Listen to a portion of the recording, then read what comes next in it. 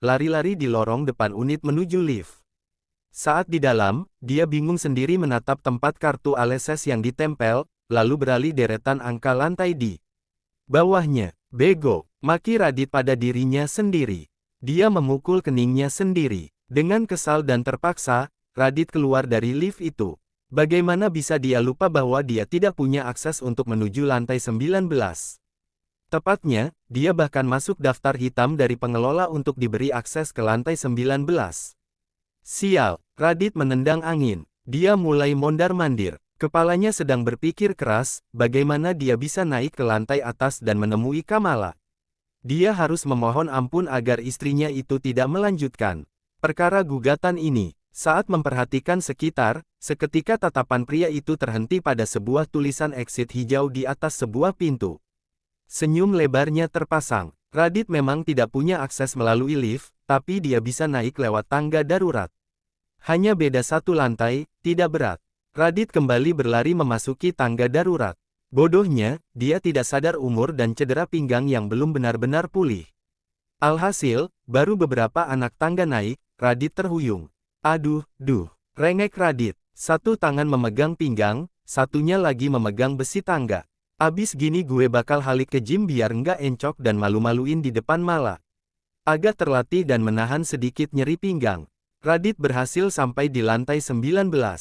Langkahnya lambat menuju unit 1904, tempat Kamala dan anak-anak tinggal sekarang. Ditekannya bel rumah beberapa kali sambil sesekali mengetuknya keras, mengabaikan bahwa saat ini sudah pukul 21.15. Saat pintu terbuka, Kamala muncul. Tidak ada sambutan hangat, melainkan tatapan tajam. Bibirnya pun tidak tersenyum, malah terpasang datar. Kedua tangannya bersedekap. Dia terus bergerak keluar unit. Lalu menutup pintu. Didorongnya Radit menjauh. Bicara di luar, ucap Kamala tegas. Jangan bikin gaduh. Udah malam. Radit mengangguk setuju. Mala, gugatan itu bisa kan dibatalin? Please, aku salah. Aku mau perbaiki semuanya, Mala. Aku sungguh-sungguh. Kasih aku kesempatan kedua, Mala. Ya, aku mohon, ya. Demi kita, demi anak-anak juga. Kamala mendengkus keras. Dit, aku bosan dengerin kata-kata itu berkali-kali. Terus kamu bilang apa? Kesempatan kedua. Dit, kesempatan kedua udah aku kasih dan kamu gagal dalam beberapa jam pertama. Jadi, nggak ada kesempatan ketiga. Sorry, Mala, alu. Cukup, Radit. Suara Kamala lebih laeras dan tegas. Dia mengangkat satu tangannya di depan wajah Radit sambil menggeleng. Penjelasanku udah cukup terkait masalah pribadi kita. Setelah ini semua masalah pribadi kita silahkan kamu bicarakan ke Zia, pengacaraku. Terkait masalah pekerjaan, aku hanya menjawab di jam kerja dan pertanyaan wajar dan normal. Mala, Radit sudah siap untuk merengek bahkan kalau bisa dia rela guling-guling di depan pintu agar Kamala mau menuruti permintaannya. Sayangnya, Kamala sudah kembali memelototinya. Radit, aku bilang cukup ya cukup. Ini udah malam. Apa kamu nggak kasihan sama anak-anak lihat kita ribut? Nggak kasihan juga lihat mereka dengerin orang-orang gunjingin kita karena kamu bikin ulah.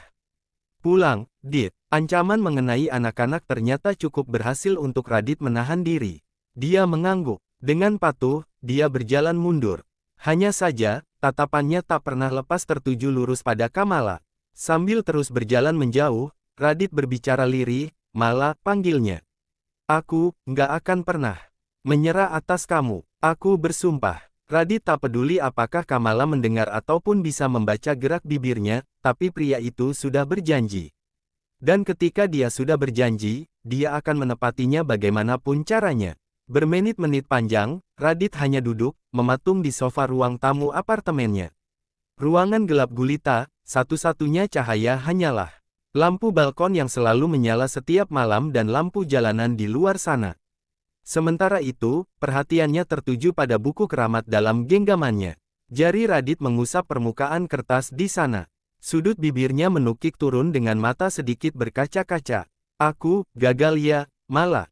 Bisik Radit. Selalu ada buat Kamala. Kamala nggak boleh sendirian. Tulisan di buku itu terbaca jelas, tapi yang menulisnya seolah melupakan janjinya sendiri dalam beberapa jam. Sekarang, dia gagal, dan dia sadar itu. Walau dia tak tahu harus berbuat apa, tapi dia tidak akan menyerah. Brengsek, maki Radit pada dirinya sendiri. Bunyi deringan ponsel seketika menyentak Radit. Dia sudah berniat untuk mematikan panggilan yang masuk. Namun, saat menemukan nama putri, ibu kandungnya, pria itu urung melakukan kejahatannya. Bu, sapa Radit. Dia mencoba merebahkan diri di sofa. Walau seburuk apapun harinya dan suasana hatinya, dia tak mau menunjukkannya di depan sang ibu. Semua baik-baik aja di sana, kan? Dit, masa ibu telepon cuma karena ada masalah di sini, sih? Putri berdecak pelan, kamu apa kabar, Dit? Baik, Bu. Radit tidak benar-benar berbohong. Fisiknya bisa dikatakan baik walau encok sedikit, tapi hatinya karut-marut ini. Ibu sama ayah di puncak apa kabar? Baik dong, tiap hari kami berkebun, jadi happy, Putri tertawa pelan. Jadi, kapan kamu samperin ibu sama ayah di puncak, Dit? Kayaknya sejak 10 tahun lalu, cuma malah sama anak-anak aja yang sering datangin kami, kamu muncul bisa dihitung pakai jari. Kerja terus sih. Ini aja tuh sempat nggak yakin diangkat teleponnya, syukurlah diangkat. Seketika Radit menelan ludah. Matanya kembali berkaca-kaca. Buru-buru dia menyusutkan air matanya sebelum menitik. Bu, Radit salah. Ya. Sayangnya, Radit sulit menutupi suara seraknya. Rasa sedih, bersalah, dan hal buruk lainnya, seolah bercongkol dalam hatinya, lalu membuat tenggorokannya seperti tersekat. Salah. Salah apa maksudnya, Dit? Apa Radit salah karena selama ini Radit kerja terus? Radit selama ini mikir kalau Radit harus punya uang yang banyak, semakin banyak uangnya, semakin bahagia Mala dan anak-anak. Radit, salah ya, Bu. Salah, jawab Putri tegas, salah karena kamu berpikir kerja untuk cari duit yang banyak. Kerja itu untuk cari kebahagiaan dan keamanan keluarga, tapi itu semua nggak bisa diukur dengan materi, Radit. Sekarang, semua uang kamu itu, emangnya kalau Mala dan anak-anak kamu pergi, terus buat apa kerja kerasmu selama ini? Perkataan Putri seolah menamparkan Radit. Benar, untuk apa kerja kerasnya selama ini, jika 3 orang kesayangannya itu memilih pergi dan menjaga jarak dengannya. Sebanyak apapun uangnya, dia hanya ingin Mala, Sagara, dan Serena yang menghabiskannya, bukan dirinya sendiri. Dit, kamu ada masalah ya sama Mala? Radit tersentak mendengar pertanyaan Putri. Tuh, tahu, namanya insting seorang ibu. Dit, kamu tuh nggak pernah galau ke ibu masalah kerjaan, masalah Mala iya. Kali ini, Radit tak menjawab. Dia kembali duduk tegak dengan kepala menunduk. Dit, perusahaan kamu sekarang udah makmur. Pernikahanmu juga sudah 20 tahun lamanya.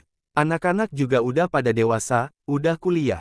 Sekarang, ibu berharap kamu lebih fokus ke Mala, Dit. Walau kalian menikah karena kecelakaan, tapi baik ibu ayah ataupun papa dan mamanya Mala sadar. Sejak dulu kalian saling cinta dan peduli satu sama lain. Tolong jangan sia-siakan wanita terbaikmu, Dit. Sekali lagi Radit seperti ditampar keras di pipi. Dia sudah akan terisak. Namun, suara hatuk keras di ujung sana seolah menyusutkan air matanya. Pria itu terlonjak. Kepanikan menyerang. Bu, ibu baik-baik aja? Tanya Radit. Suaranya terdengar panik. Baik, baik. Putri terdengar terkekeh di ujung sana walau sedikit lemah. Ini loh puncak lagi dingin-dinginnya. Flu, Dit, nggak apa-apa. Ibu udah medical check up, kan? Todong Raklit. Besok aku suruh Asep atur medical check up buat ibu sama ayah. Ya, nurut. Lagi-lagi Putri terkeluh. Lia, Dit. Udah, nurut ibu. Sana cari Mala, minta maaf. Terus kalian ke puncak sama anak-anak. Ibu sama ayah kangen soalnya. Panggilan pun langsung ditutup begitu Radit mengiyakan. Keheningan kembali mengambil alih seantero ruang tamu malam ini. Radit menghela napas dalam. Tolong jangan sia-siakan wanita terbaikmu, Dit. Kata-kata Putri seolah berputar dalam benak Radit. Dan ya, pria itu tidak akan putus asa seperti malam ini. Pekerjaan seberat apapun saja dia pantang menyerah, jadi masalah Kamala pun dia harus terus berjuang. Radit mengambil pulpen. Dia membuka lembar kosong. Di buku keramat 200 jutanya, lalu menuliskan sesuatu di sana. Kejar Kamala lagi. Istriku, I'm coming. Bunyi ketukan pintu membuyarkan lamunan Radit. Tatapannya pada lautan di depan jendela kantoran Ua langsung buyar. Dia pun berbalik, menatap pintu yang perlahan terbuka. Seorang pria muda berumur 25 tahunan muncul. Rambutnya pendek rapi dengan kacamata. Pakaian kerjanya setelan 3 lapis hitam. Badannya tegap dan tingginya hampir menyama Sagara, mungkin 185 cm. Sama-sama jenius di bidangnya, bedanya. Umar pria itu lebih tua 6 tahun dari putranya. Eldrian, sapa Radit. Perlahan dia mendekati kursi kerjanya, lalu mendudukinya. Duduk, Eldrian pun menduduki kursi di seberang meja Radit. Di umurnya yang masih muda ini, dia bahkan sudah menangani berbagai kasus sulit Ramallah. Tahun depan, positif naik jadi manajer hukum. Ada kasus penting dan mendesak yang harus kami urus, Pak. Tanya Eldrian. Benar, Radit biasanya hanya memanggil Eldrian secara khusus apabila ada kasus yang penting dan mendesak. Jika semua kasus-kasus bisa ditangani dengan santai, semua akan langsung didelegasikan melalui Asep. Namun, bukannya menjawab pertanyaan Eldrian, Radit malah mengeluarkan surat pengadilannya. Dia menyodorkannya pada anak buahnya itu. Saya dapat itu kemarin. Saya harus apa? Tanya Radit. Eldrian meraih surat itu, lalu dibacanya cepat. Surat pemanggilan mediasi. Tanyanya yang dibalas Radit, dengan anggukan. Datang, Radit terdengar gemas. Ya, saya paham, saya harus datang. Masa kamu nggak paham sih maksud saya, Kamu kan paham hukum, coba kamu mikir gimana caranya hiar saya sama istri saya nggak jadi cerai atau ini gugatan hatal di pengadilan. Seketika Eldrian meringis. Dia mengangguk pelan, lalu menjawab, sebelumnya, saya akan menjelaskan tujuan pemanggilan mediasi, ya, Pak. Dalam mediasi akan ada mediator. Nantinya di sini, tergugat dan penggugat akan dicari jalan tengahnya apakah pernikahan kalian bisa lanjut atau tidak. Jika bisa, gugatan dibatalkan. Jika tidak, akan dibahas yang bisa dimusyawarahkan seperti hak asuh anak atau masalah waris. Sebenarnya di sini Bapak bisa bikin Ibu membatalkan perceraian. Duh, saya maunya nggak usah sampai hukum, Radit kuku dengan permintaannya. Gimana, apa saya nggak perlu datang aja? Bisa, jawab Eldrian. Bapak bisa mangkir, tapi